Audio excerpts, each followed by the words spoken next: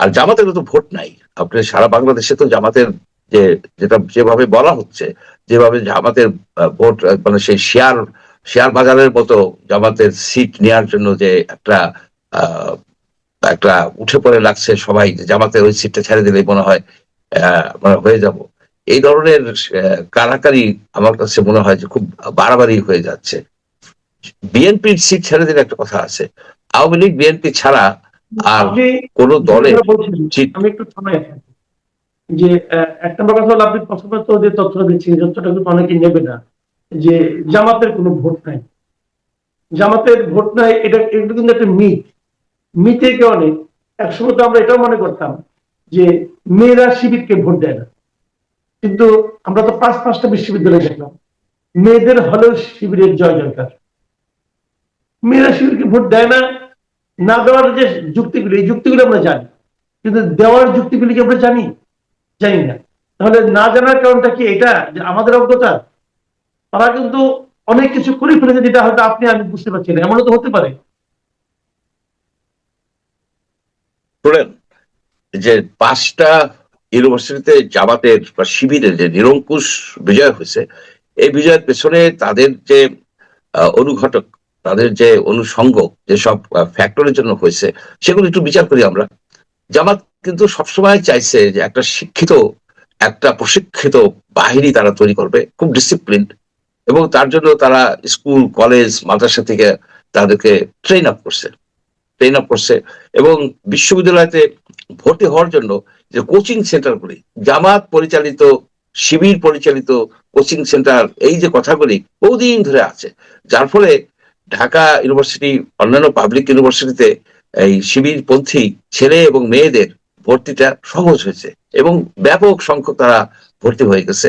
তারপরে যে আইনটা এটা ছিল যে আপনার দাখিল আলিম পাশ করেই তারা ভর্তি হতে পারত, এই যে ভর্তি হতে পারছে, এটারও একটা ইয়ে আছে। কিন্তু জনগণকে জামাত এইভাবে প্রশিক্ষিত করছে কিনা, এটা কিন্তু কোনো কিছু নাই। এবং আরেকটা বিষয় হচ্ছে কি, যে অনেকে বলেন যে এর কোনো ইম্প্যাক্ট পড়বে না এই 5টা ইউনিভার্সিটির ছাত্রদের মধ্যে জামাতের বা শিবিরের এই যে বিপুল মানে জনপ্রিয়তা, এটা পড়বে, কিছুটা তো হইলে পড়বে। কারণ যারা এখানে উইন করছে তারা একটা জেন জি প্রজন্মের, একটা ইয়াং প্রজন্মের আহ অংশীদার, এবং তারা তো ভোট দেবে, তারা তো জাতীয় নির্বাচনেও ভোট দেবে।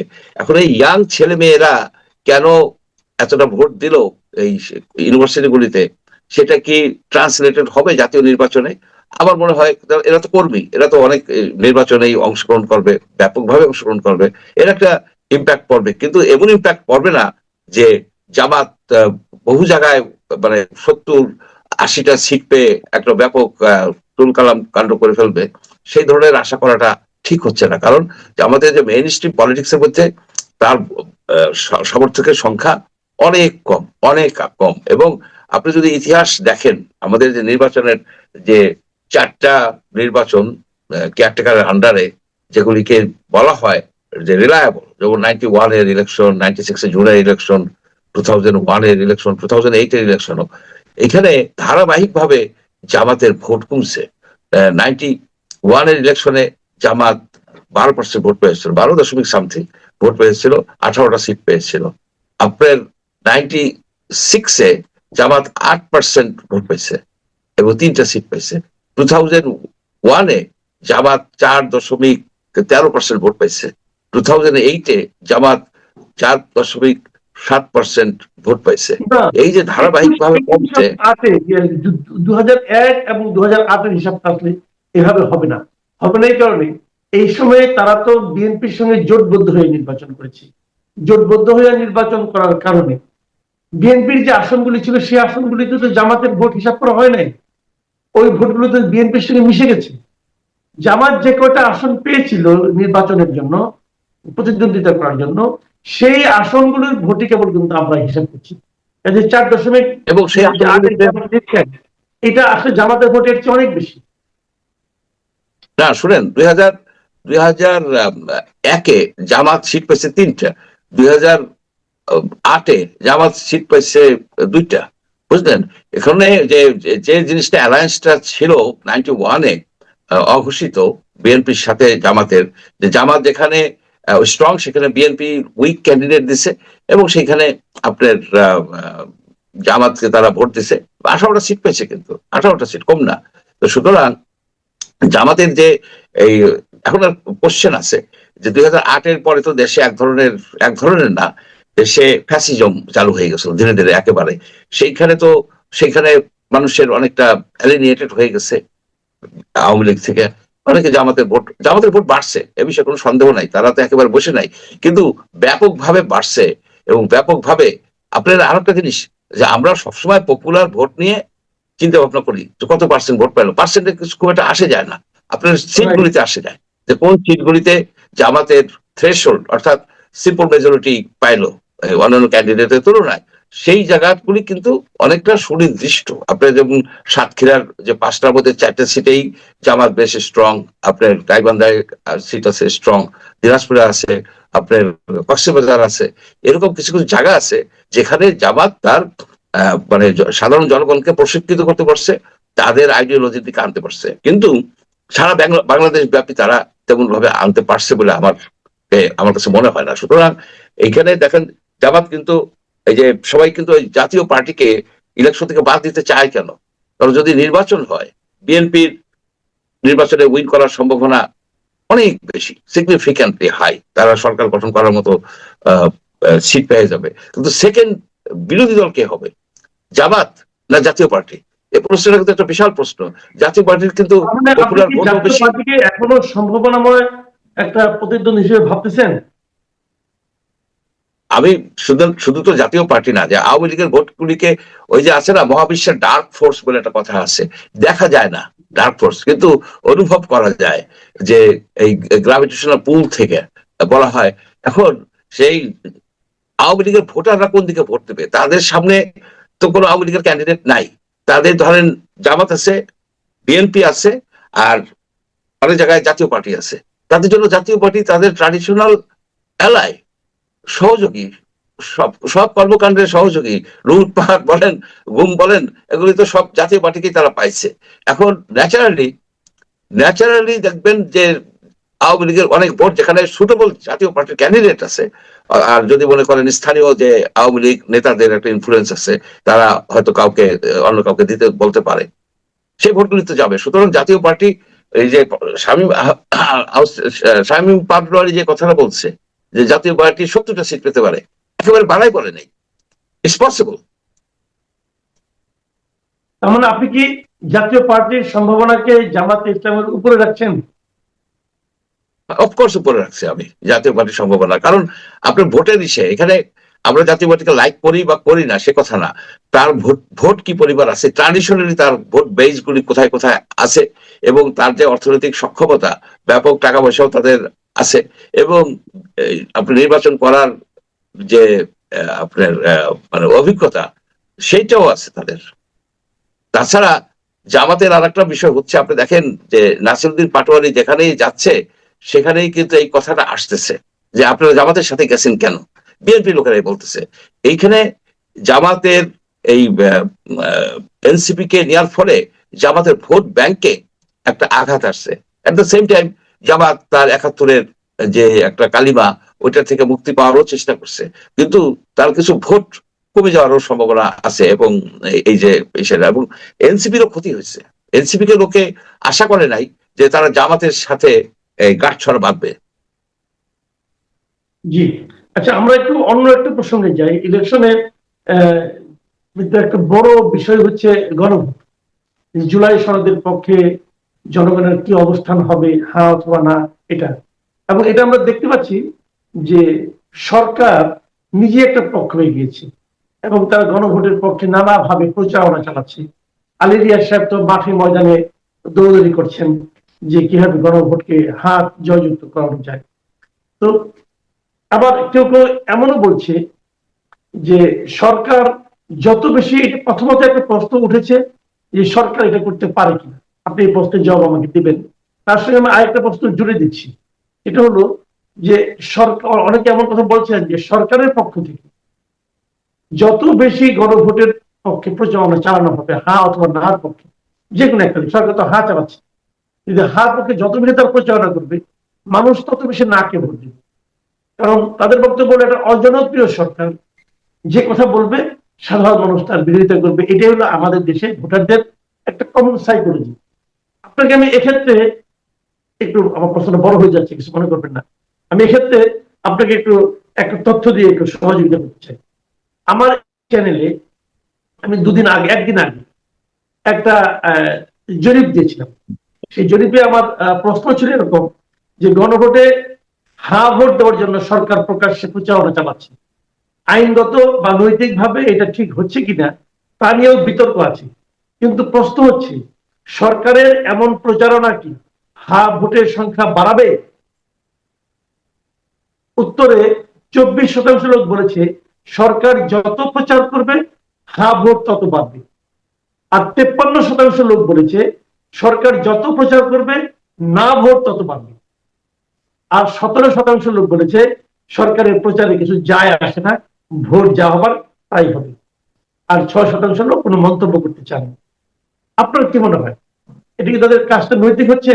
1 নম্বর। 2 নম্বর হলো, ভোট কি এতে সরকারের পক্ষে বাড়বে? এখানে দেখেন, সরকার নৈতিকতার প্রশ্নে হেরে গেছে। কারণ সরকার বলছে যে হা ভোট হইলে, হা ভোটে ভোট দিলে, হাতে ভোট দিলে সবকিছু পাওয়া যাবে, নাতে ভোট দিলে কিছুই পাওয়া যাবে না।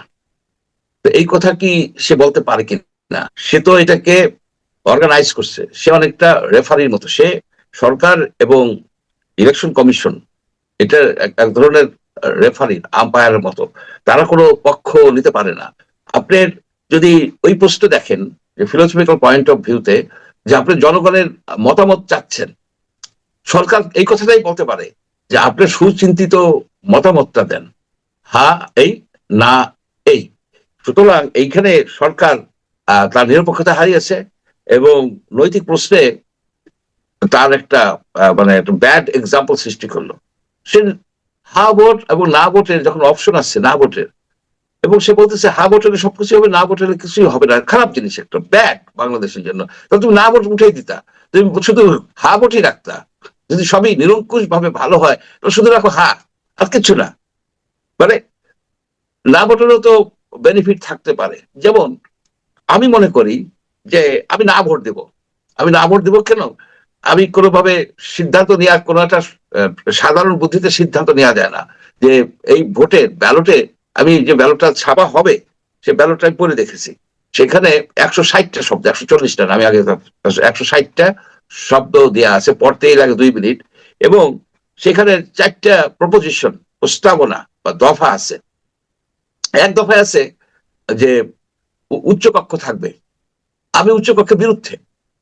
আবার আরেক দফায় আছে যে প্রাইম মিনিস্টারের টার্ম লিমিট করা হবে, যেমন যতবারই নির্বাচিত হন না কেন 10 বছরের বেশি হতে পারবেন না। এটা আমি লাইক করি, এটা আমি লাইক করি। এরকম আপনার আছে, কিছু কিছু আছে আমি পছন্দ করি, কিছু কিছু আছে আমি বিরোধিতা করি।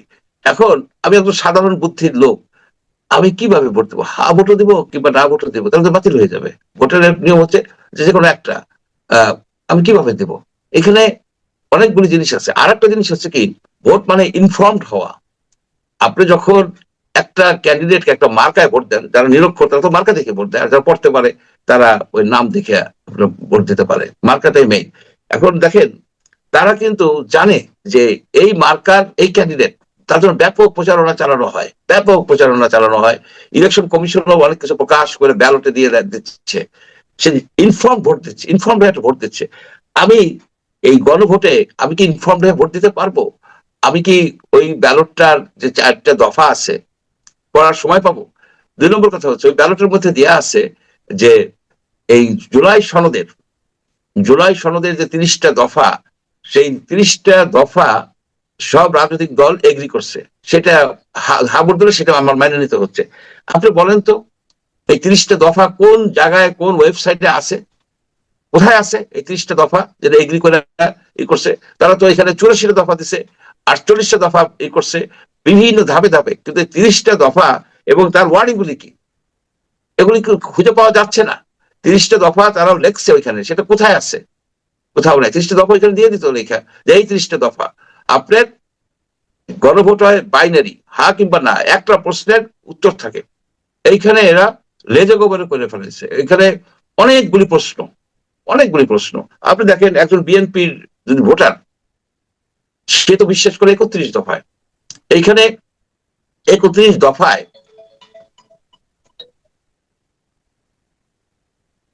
এইখানে 31 দফায় 31 দফায় অনেক বিষয় আছে যেটা এই ইসের মধ্যে নাই, আপনার এই সংস্কারের মধ্যে নাই। তাহলে সে কি করবে? সে যদি হা বলে আসে, তাহলে তার 31 দফা কায়েম করা হলো না, কারণ কিছু আছে কন্ট্রাডিক্টরি এই 31 দফার সাথে এই বিষয়টা। আর একটা বিষয় হচ্ছে কি, যে এই সরকার একই একই পার্লামেন্টকে সে দুইটা ভাগে ভাগ করছে। যদি আপনি যে এটা কিভাবে ইমপ্লিমেন্টেড হবে তার জন্য যে গেজেট নোটিফিকেশন করছে, সেটা যদি আপনি সূক্ষ্মভাবে পড়ে দেখেন, যে এটা একটা অদ্ভুত বিষয় হয়েছে, যে একজন সংসদ সদস্য একাধারে সে সংসদ সদস্য, অন্য ধারে সে সংবিধান সংস্কার পরিষদের মেম্বার, অনেকটা আপনার এই কনস্টিটিউশনাল অ্যাসেম্বলির মতো। ওই পরিষদের যে মেম্বার, ওই পরিষদটার জন্য আলাদা সভাপতি থাকবেন, বেসিক্যালি স্পিকারের মতো আলাদা একটা প্যারালাল বডি তৈরি হচ্ছে। সেখানে প্যারালাল একটা বডি তারা তৈরি করছে, অর্থাৎ সংসদটাকে তারা সম্পূর্ণভাবে আপনার একটা কনফিউশনের মধ্যে সৃষ্টি করছেন। আর একটা বিষয় হচ্ছে যে সংবিধানকে কোনোভাবেই যাতে না করা যায়, চেঞ্জ না করা যায়, তার জন্য তারা রাখছে, অপশন রাখছে যে গণভোট করতে হবে। কিন্তু এইখানে যে অর্থাৎ আপনি যে কনস্টিটিউশনটা করে দিচ্ছেন, সেটা ইমিউটেবল, সেটা পার্মানেন্ট, সেটাকে ভবিষ্যৎ জেনারেশন আর কোনোভাবেই চেঞ্জ করতে পারবে না, এই জিনিসটা আপনি করে দিচ্ছেন। কিন্তু আপনি এখানে সংবিধানটার যে সংস্কারগুলি যে এগুলি অ্যাডপ্ট করতেছেন সিম্পল মেজরিটির উপর ভিত্তি করে। আপনার সিম্পল মেজরিটির উপর ভিত্তি করা, এখানে চালাকি আছে, এখানে ব্যাপক একটা চালাকি আছে। আমি মনে করি কি, এই গণভোট দিয়ে এই ইউনূস সরকার তাদের অনেক সুদূর প্রসারী অনেক পরিকল্পনা